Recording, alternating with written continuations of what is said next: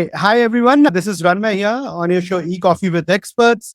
Today we have Matthew Clark from DMG Online Marketing. Welcome, Matthew, to our show tonight. Hey, thanks. Thanks for having me. And I'm looking forward to talking to you a little bit more. And thanks for sharing the time with me. Lovely. Matthew, before we move forward and talk about digital marketing strategies, I request you to introduce yourself and DMG Online Marketing to our audiences. Sure. Yeah. My name is Matt Clark and I'm from Calgary, Alberta, Canada. DMG Online Marketing is based out of there and we service everywhere. Again, being a business that can work in a number of different segments and areas. So we offer service in Canada, United States, UK, Australia, those areas as well. I'm also a full-time firefighter and a big believer in being involved in the community and stuff. DMG Online Marketing is fit and followed that same path. We help small to medium businesses expand their digital presence and their footprint on the internet, social media, those types of things. Great, Matt. You wear multiple hats. I think for this podcast, you also have a strengthening session there. How do you manage all of this? That's a great question. I think a lot of it is just trying to understand what it is you're hoping to accomplish. And I have a success criteria that I model my business and my life by. And those items in there are always questions that I ask myself. Am I going to take this project on? How can I help this client more? And they direct me in making the right decisions to move forward, which also helps manage your time because you can now prioritize with a set of criteria that says, is this something I'm going to do? Or is this something I'm going to have to pass on? And that's how I'm able to run DMG Online Marketing, work as a full-time firefighter. I also run a strength and conditioning company as well. So it just gives me the ability to move in between those three work life things that I do and control my time. Lovely, lovely. Now, coming to the part of DMG Online Marketing, as the founder of the agency, what strategies have you found to be the most effective ones in helping businesses grow and succeed online? That's a great question. If you would have asked me that a couple of years ago, I would have had a different answer. Post-pandemic, it's been a real learning process and it's actually been quite fun because I think me personally and the clients I work with, we've moved back to getting a little more one-on-one, a client and customer connection.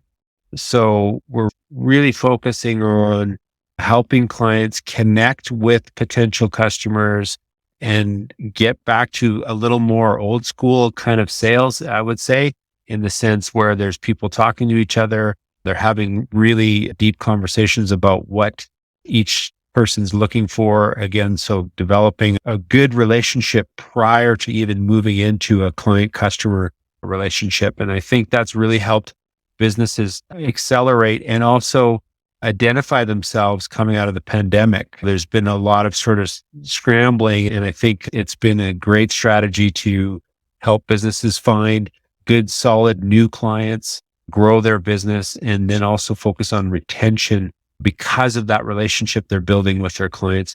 Where in the past, it's a little more of a treadmill type thing. Put a client on, do the service, client falls off, get another client on. Now they're actually focusing a little more on put a client on and really bring that client on board and create a long-term relationship where they can have years of service to that client as opposed to one sale and done sort of thing. Great. And sales have always been about retention, right? So you cannot have a leaking bucket in the business of an agency or any business for that matter. Yeah. Correct. Yeah. Very nicely put that way in terms of that treadmill example there, Matt.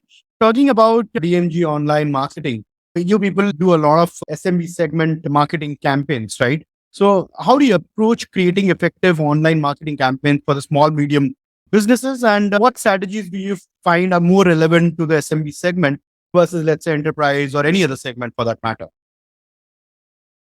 Yeah, the first thing is always creating a relationship with the business. So with my clients, I'm pretty proud of one of our stats is we have about a 98% retention rate. I've got, let's say half my client base, they've been with me for over 20 years.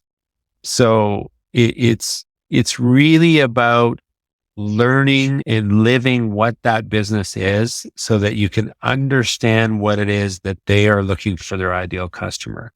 And then putting that into the process of digital marketing. Okay, this is their ideal customer. Now, how do they best fit? What sort of segments, as you mentioned, are they going to fit in to get those ideal customers? Where are those ideal customers coming from?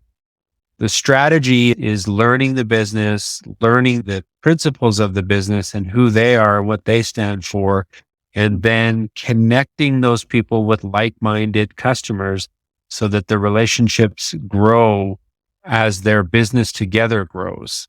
And so the strategy, of course, really comes down to once you know who that customer is, now figuring out where is that customer, right? Are they on social media? Are they reading blog posts? Are they searching on the internet? Do they want just an email introduction? Do they want a phone call? And that's how we then build the campaigns based on how to find those ideal customers. Absolutely. Matt, you played it so subtle when I was boasting about my 93% retention and you got 98. Yeah. That's not fair, man. Okay. Talking about lead generation, while we can have a lot of online marketing, digital presence, it all falls flat if people are not noticing you, not coming onto your website, right? What effective tactics do you use or your team uses at DMG Online in order to ensure that, the footfall is happening for your end client stack? Again, that's a great question because it's so adaptable to every different client, right? So depending on what it is they are trying to accomplish and what the number of leads is that they need, right? So we always look at lead acquisition cost and then what their conversion ratios are when they do get leads, because you might have some clients that they need 20, 30 leads a day Yeah. by function of the type of business they are. Yeah. And then you have other clients where they only need 1 or 2 leads a day or 1 or 2 leads a week, right? So again, the lead generation, where is it coming from? Is it social media driven? Is it pay-per-click driven? Is it website driven? That all ties back to that original thing is where's that ideal customer coming? And then creating those funnels that allow those customers to come in a very safe and casual way to say, hey, I'm interested in learning more about your business. And that's how the leads are generated there. So the strategies are always evolving. We do tests and everything. So like I said before, it's the pay-per-click, the social media, the content marketing, writing relevant articles and information so that customers can say, hey, this is what I'm looking for. And then having the lead generation process there for the company to be able to, I think one of the biggest things we've found in the past is a lot of companies, if you start generating leads for them and they're not really used to how that comes in, they can miss the leads. They cannot follow up properly. They don't get in touch with them soon enough, or they're not getting in touch with them through the right channel. Do these people want a phone call back? Do they want an email back? Do they want you to message them through Instagram or Facebook or things like that? So the lead generation is an adaptable process. It's a number of different tactics. And then of course, it's always try something, test, see what the analytics say, and then adapt and adjust as you go. Hopefully that answers the question, but I think it's a real broad, very complicated process to make sure that everything is working. And then once you find that sort of magic sort of solution, then you just kind of keep that lever on until things start to change and then adapt as you go. Yeah, absolutely. Every segment have their own way of looking at lead generation. In fact, in the same segment, every businesses have their own way of doing lead generation. And Exactly. like you mentioned, very valid point. Leads coming in is one thing, handling those leads is another. If you're not able to handle those leads in the manner it should have been, then there is no point of having those leads in the first place, because if you're doing, for example, PPC, then it is costing you a bomb to land that lead onto your page as well, right? Yeah, So it's very exactly. important to kind of understand the way they want to be handled, and you taking that initiative to reach out to them through those mediums and then taking it head on. Yeah, it's a Yeah. very valid point there, Matt. Yeah. Yeah, social media, we get a lot of leads from social media, and it's focus on social media. The capabilities of social media is growing day by day. All right. At DMG Online, how do you leverage social media or multiple digital channels for lead generation? Or what do you feel are the common mistakes that any businesses would do while devising their social media strategy? Yeah, that's a great question because there's been a bit of a change for us internally with social media. So we're actually pulling back from social media because we're finding that I'm trying to think the best way to explain this. Social media is still a channel that we encourage clients to use and stuff like that, but we're Mhm. trying to move clients to other channels as a primary way. So social media, we're trying to lean into it more as a brand recognition as opposed to a lead generation process.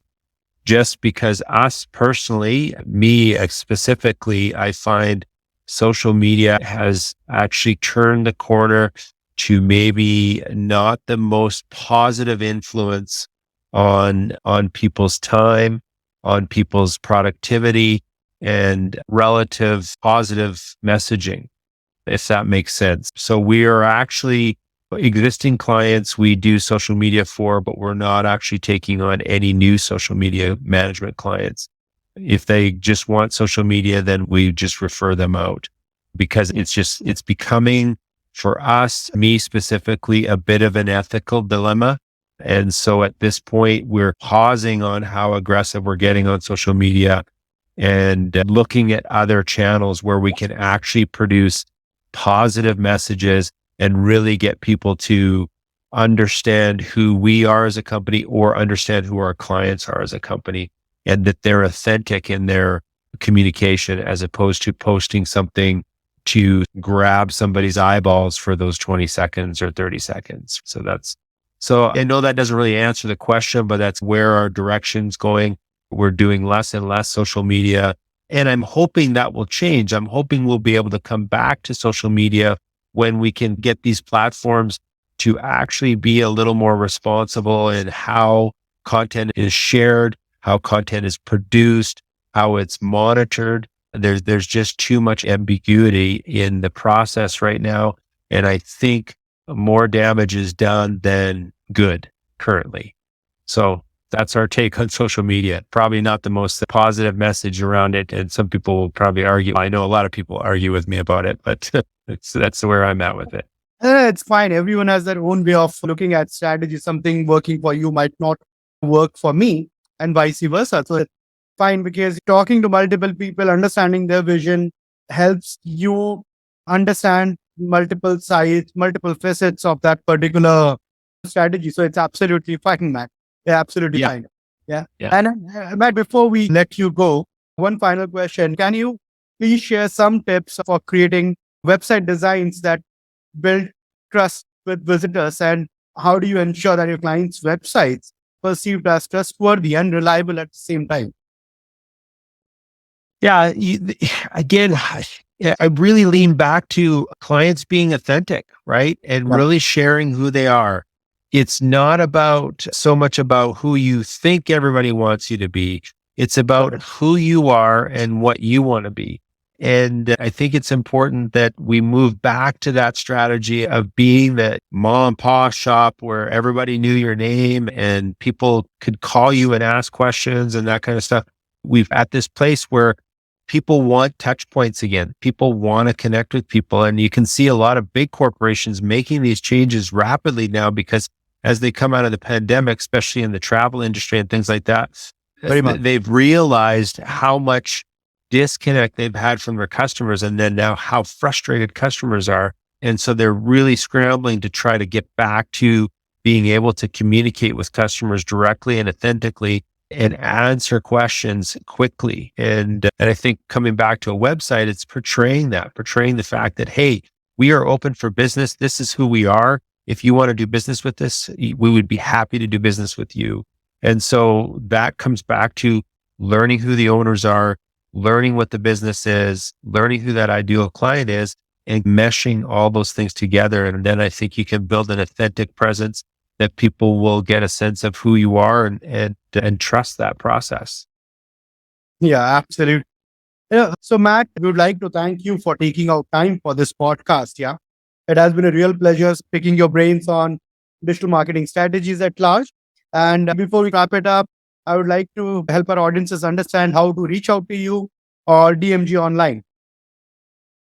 Great. And thanks again for reaching out and having me online. This has been great. And I'm easy to find. You can find us at dmgonlinemarketing.com.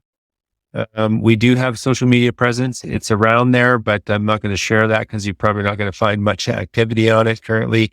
But I am on LinkedIn. That's one platform that I still believed in. And you can find me there. Just do a search for Matt Clark or DMG Online Marketing on LinkedIn, and you'll find me there as well.